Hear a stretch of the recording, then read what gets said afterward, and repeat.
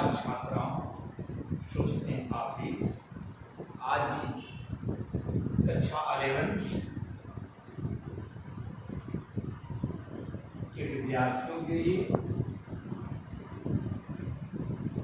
गणित विषय के अंतर्गत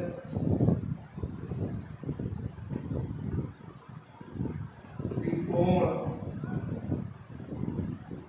मिति फलन चैप्टर के अंतर्गत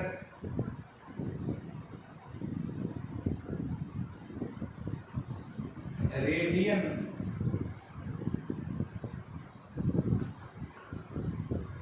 कोण के लिए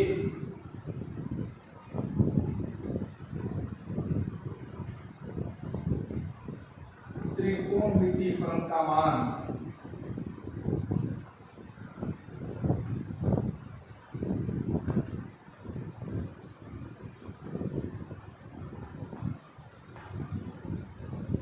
की चर्चा करेंगे। प्रिय विद्यार्थियों, पूर्व की कक्षाओं में आपने त्रिकोणमिति फलनों के बारे में पढ़ा भी है, उनके कोणों के मान जाने भी हैं, लेकिन आज हम आपको त्रिकोणमितीय फलनों के न्यून कोण मानों के अलावा कुछ मानों की चर्चा करेंगे जो रेडियंस के रूप में। वैसे आप पूर्व की कक्षाओं में sin 30, sin 45, sin 60 मानों का अध्ययन किया है, लेकिन आज हम जिस त्रिकोणमिति फलनों के मानों की चर्चा करने जा रहे हैं वो सभी के सभी त्रिकोणमिति फलन रेडियन के रूप में होंगे और कुछ विशेष रूप अर्थात π/2, पाई, 3π/2 और 2π के रूपों में जो त्रिकोणमिति फलनों के मान प्राप्त करते हैं उसकी हम चर्चा करेंगे। जैसा कि आप जानते हैं, रेडियन की जो परिभाषा आपको पूर्व में बताई गई है वो ये बताई गई है कि किसी भी एकांक वृत्त के त्रिज्या वाले वृत्त में एकांक लंबाई के चाप द्वारा केंद्र पर बनने वाला कोण 1 रेडियन कहलाता है। उसी के बाद हमने ये भी कहा था कि एकांक लंबाई की चाप में 1.5 सेंटी इकाई चाप वाला जो केंद्र पर कोण बनेगा वो 1.5 रेडियन बनेगा। 2 इकाई की चाप वाला जो कोण बनेगा वो 2 रेडियंस बनेगा। तो इसी को ध्यान में रखते हुए कुछ विशेष मानों की हम चर्चा करने वाले हैं। तो जैसे हमने सपोज किया एक वृत्त, ऐसा वृत्त जिसकी त्रिज्या 1 हो, वो और इसकी त्रिज्या 1 है, अर्थात यह मान 1 इकाई 1 सेंटीमीटर ही मान लिया, 1 मीटर मान लिया, जिस रूप में आप मान 1 इकाई है। तो यदि मैं कहूं कि इस O के द्वारा इसको x मान लिया, इसको y अक्षों के रूप में, O ओरिजिन है, मूल बिंदु है जिसका निर्देशांक 0 0। तो ऐसी परिस्थिति में यदि इसकी त्रिज्या 1 है तो इसका निर्देशांक आप बता सकते हैं, वह हो जाएगा 1 0। इसका निर्देशांक आप बता सकते हैं 0। इसका बता सकते हैं -1 0 और इसका बता सकते हैं 0 माइनस। इसको मैंने माना A, इसको माना B, C और D। ये 4 बिंदु ABCD जिनके क्वाड्रेंट निर्देशांक के रूप में 1 0 0 1 -1 0 तथा 0 -1 हमने लिखा है। मैंने सपोज किया कि यहां से एक दूरी जो आपको मानी जा रही है x है, अर्थात इस चाप की लंबाई x है और ये चाप जिस बिंदु पर जाता है उसे मैंने P मान लिया। P के आधार पर P से O को मिलाया। आप ये रेडियन की परिभाषा से पूर्णतः कंफर्म होंगे कि यह जो AOP कोण बनेगा, यह जो कोण बनेगा वह क्या होगा, x रेडियन होगा। अर्थात कोण AOP बराबर x रेडियन, यह कोण x रेडियन बना। यदि मैंने P से लंब डाला तो आप जैसा जानते हैं यह भी एक होगा, क्योंकि त्रिज्या सबकी बराबर होनी है।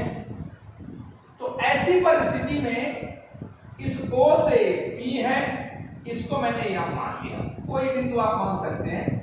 यह जो दूरी मैंने सपोज किया वह सपोज किया A है, और यह जो दूरी सपोज किया वह हमने सपोज किया P।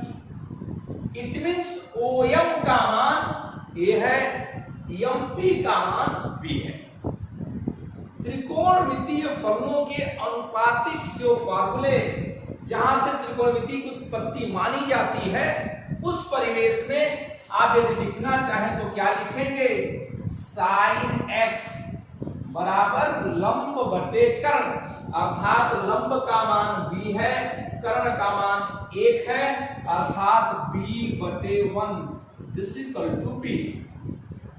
तथा cos x इक्वल टू आधार बटे कर्ण, आधार का मान मैंने a लिखा है, कर्ण का मान 1 है, दिस इक्वल टू a। ये फर्स्ट एंड सेकंड इसको मान लीजिए समीकरण के रूप में। और चूंकि ये समकोण त्रिभुज है OMP, समकोण त्रिभुज OMP के लिए, OMP के आप बताइए किसी भी समकोण त्रिभुज में कर्ण का वर्ग शेष दो भुजाओं के वर्गों के योग के बराबर होता है, यह हम पाइथागोरस प्रमेय से जानते हैं। तो ऐसी परिस्थिति में जो 1 का स्क्वायर होगा वह a स्क्वायर धन b स्क्वायर के बराबर होगा। और a का मान आप जानते हैं cos x है, b का मान आप जानते हैं sin x है, ये मान 1 है, तो 1 equal to cos square x plus sin square x। इस मान को हम ज्ञात करते हैं और इसे एक त्रिकोणमितीय सरसमीका में सर्वाधिक उपयुक्त प्रयुक्त होने वाली सरसमीका है। आपने पूर्व में पढ़ा होगा sin स्क्वायर थीटा धन cos square theta equal to 1, उसी को रेडियन के रूप में हमने परिभाषित किया और लिख सकते हैं sin स्क्वायर x धन cos स्क्वायर x बराबर 1 या cos स्क्वायर x धन sin स्क्वायर x बराबर 1। अब हमने चूंकि जो चर्चा प्रारंभ की है और इस चैप्टर के अंदर जिस चीज का अध्ययन करने जा रहे हैं वह कोणों का करने जा रहे हैं। थोड़ा सा गौर करिए कि साइन के कुछ मान, कास के कुछ मान इस दिए जाने वाले वृत्त के अंतर्गत, चतुर्थांश के अंतर्गत हम चर्चा करेंगे। और इस चतुर्थांश में आप जानते हैं, इस परिवेश में एक बात आप गौर करिए कि यह जो मान है कैसे बदल रहा है। आप देखिए, मैं लिखना चाहता हूं साइन 0। एक चीज तो आपको ज्ञात है यहां कि प्रत्येक परिस्थिति में चूंकि वृत्त है, वृत्त की त्रिज्या 1 है, इसलिए प्रत्येक परिस्थिति में जो हाइपोटेनस होगा अर्थात जो कर्ण होगा उसका मान 1 होगा। अब रही बात विभिन्न परिस्थितियों में यह मान कैसे बदलता है, चूंकि संपूर्ण कोण अर्थात एक पूर्ण चक्कर लगाने के पश्चात जो कोण की पूरी परिक्रमा करने के बाद जो रेडियंस में कोण का मान आप जानते हैं उसे आप 2 पाई जानते हैं। तो जब ये चारों बराबर है और ये 2 पाई है तो एक जो मान होगा अर्थात यह जो मान होगा वह 2 पाई का बटे 4 होगा और 2 पाई बटे 4 का मान क्या हो जाएगा, पाई बाई 2 हो जाएगा। यह जो मान होगा आप जैसा कि जानते हैं यह पूरे 2 पाई का आधा होगा अर्थात यह पूरा का पूरा मान पाई हो जाएगा। यहां से बढ़िए, ये मान यहां से यहां तक पहुंचेगा 3 पाई बाई 2 हो जाएगा।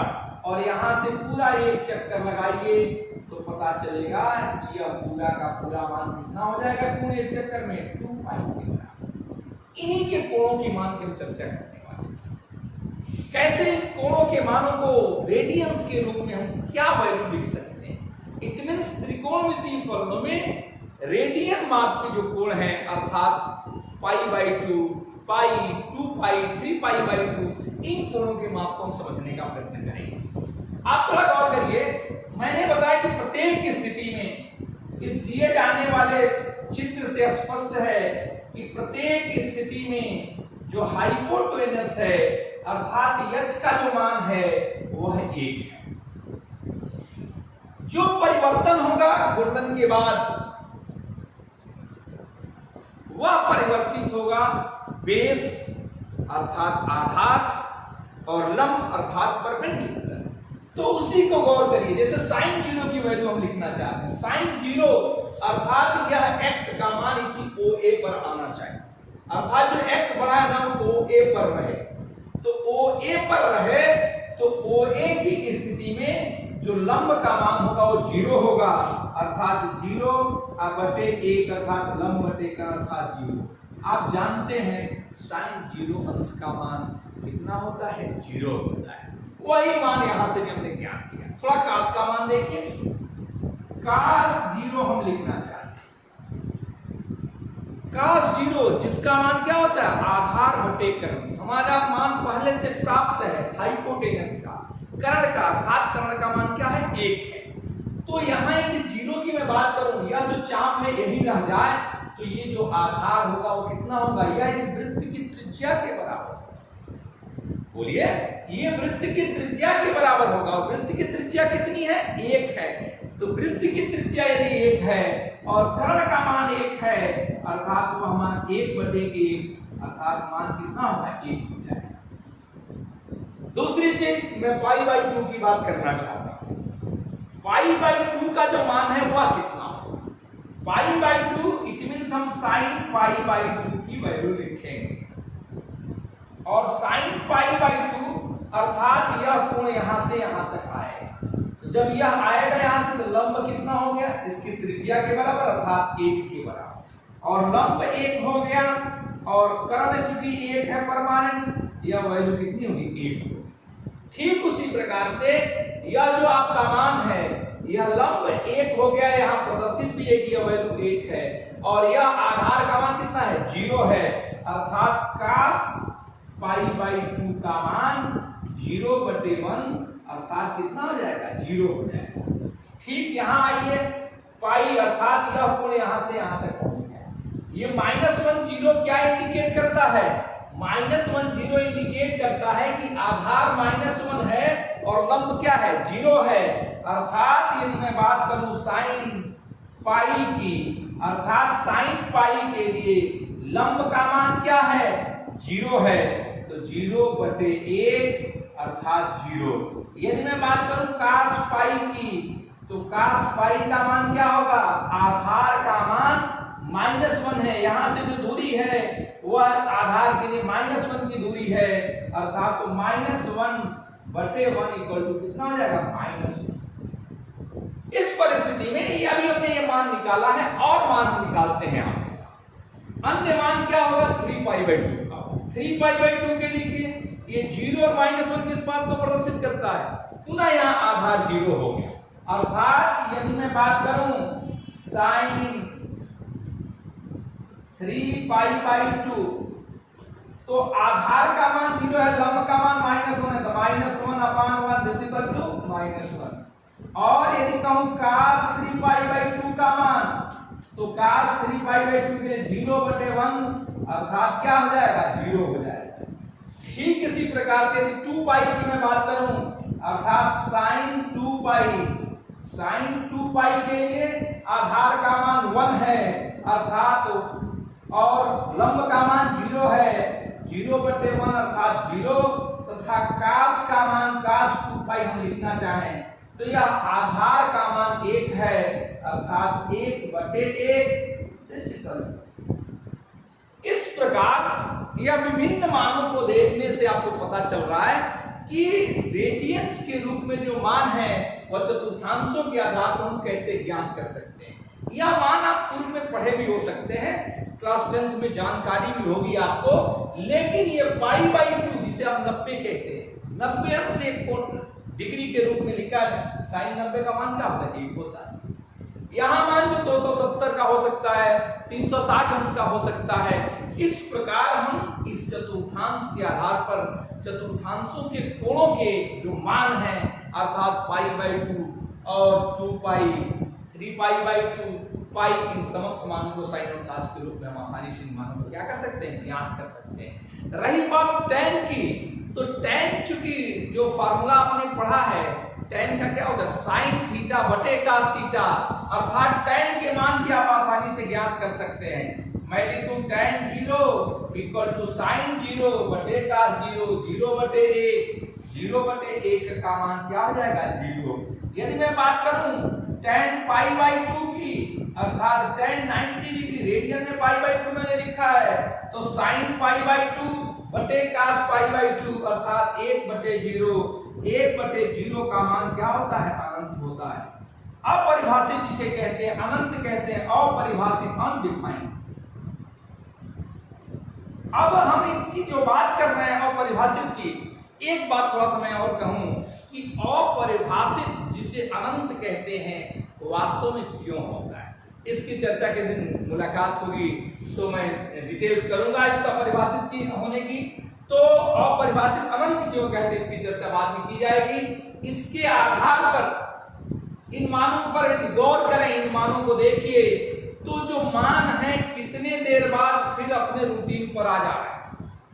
अर्थात यदि इन मानों में फिर एक चक्कर मैं बढ़ा दूं, दूसरा चक्कर बढ़ा दूं, तीसरा चक्कर बढ़ा दूं, तो ये 2π + π/2, 2π + π, 2π + 3π/2, 2π + 2π अर्थात 4π, इस रूप में जो मान आपको प्राप्त होंगे उससे पता चलेगा कि जितने भी ये कोण हैं आपके 2π के बाद बढ़ने पर पुनः उसी स्थिति में आ जाते हैं।